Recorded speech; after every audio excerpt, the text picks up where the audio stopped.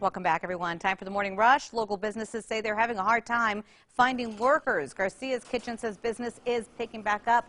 They're struggling to hire enough people to make and serve the orders. They say employees that left at the beginning of the pandemic just aren't coming back.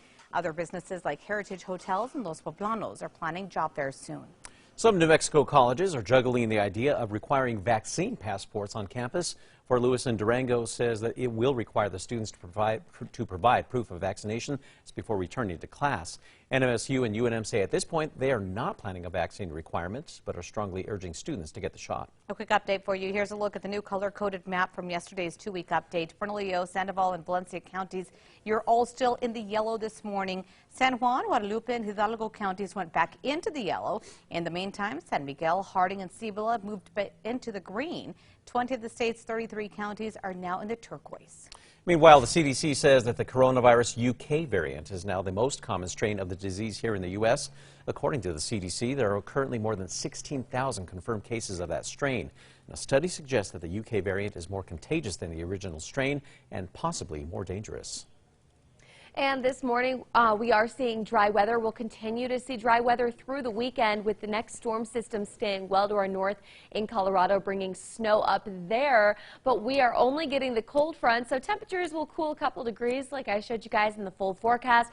But we are going to be staying dry here across the state. A man is behind bars and police want to talk to a second man following a deadly shooting at a Santa Fe rail runner station. 22-year-old Matthew Ariano has been arrested for shooting two people at the South Capitol station on Monday. One of them died, the other still critical. Police are looking for 20-year-old Travis Whaler, who they believe knows something about this case.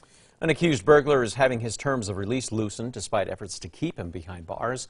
Prosecutors say that 18-year-old Jesse Mascareño Heidel confessed to dozens of home break-ins. Now, he is charged with 2 of those crimes, and the court ruled that he can remain out with a curfew while awaiting trial.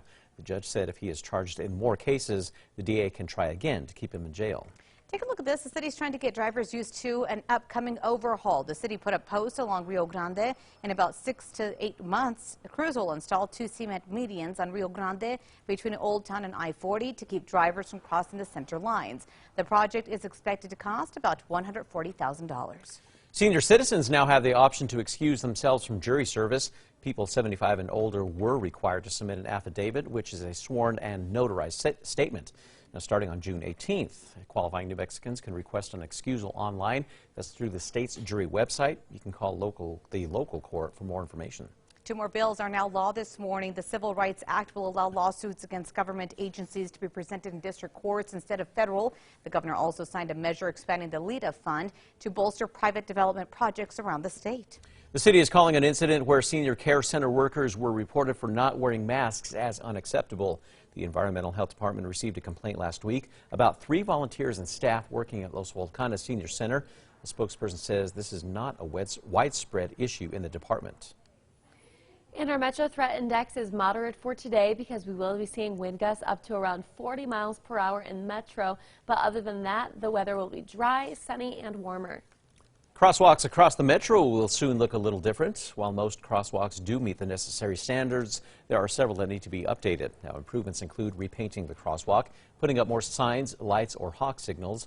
Now, the city has invested more than $500,000 so far to improve the crosswalk safety. The historic Albuquerque neighborhood is seeing major improvements. This is the construction site in the Barelas district. C&M students and Leadership High School seniors teamed up with the nonprofit HomeWise, building an eco-friendly house. HomeWise says it will then help a low to medium income buyer with the down payment. The city of Albuquerque has been getting more complaints about weeds. Planning Director Brendan Williams says that this could be from the early snowfall, which has weeds sprouting earlier. People also may have less time to work on their yards lately. That's since we are not in lockdown anymore.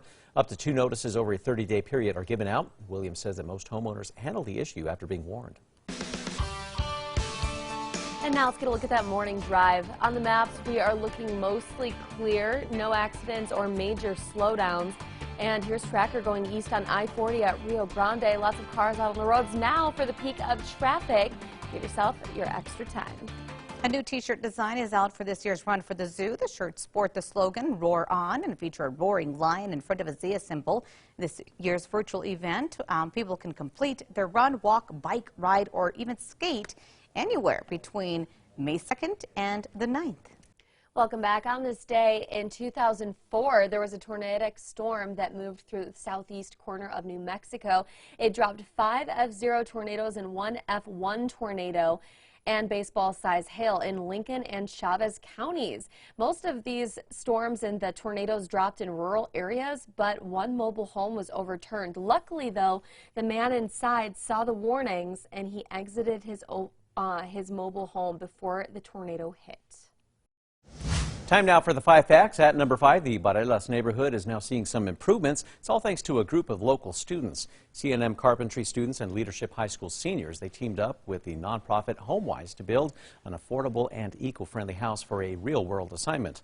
Now, the 3-bedroom, 2-bath home will have an extra insulation and electric appliances. That's in order to get the Green Building LEED certification. HomeWise says that it will help a low to median income family or buyer with the down payment. On to number 4, a new law will make suing state agencies much easier. People with civil rights claims against government agencies used to have to go through the federal courts. The governor recently signed the Civil Rights Act, which will allow those lawsuits in state district courts. The act also prevents an agency from using a qualified immunity defense. And here's a look at our hourly wind gusts today, because it is going to be another windy one. The afternoon is when the winds will be strongest, 30 to 40 mile per hour gusts expected out of the west. Number 2 now, local businesses say despite openings, they're struggling to find workers. At Garcia's Kitchen on Central, they say business is picking back up, but the local restaurant chain is having trouble to find enough people to make and serve the orders. They're short almost 40 employees because many who left at the beginning of the pandemic just aren't coming back. Other businesses like Heritage Hotels and Los Poblanos are planning job fairs in the next week or so to bring more staff in. If you want more details, go to alwaysonkrqe.com. And at number 1, accused burglar Jesse Mascareño Heidel is now having his terms of release loosened. That's despite the DA's efforts to keep him behind bars. Prosecutors say that the 18-year-old confessed to dozens of home break-ins and could be tied to as many as 80. So far, the teen is only charged with 2 of those crimes, and the court ruled that he can remain out with a curfew while awaiting trial. Yesterday, Judge Britt Baca-Miller even extended his curfew by hours so he can get to and from work. The judge said if Mascareño Heidel is charged in more cases, the DA can try again to keep him in jail.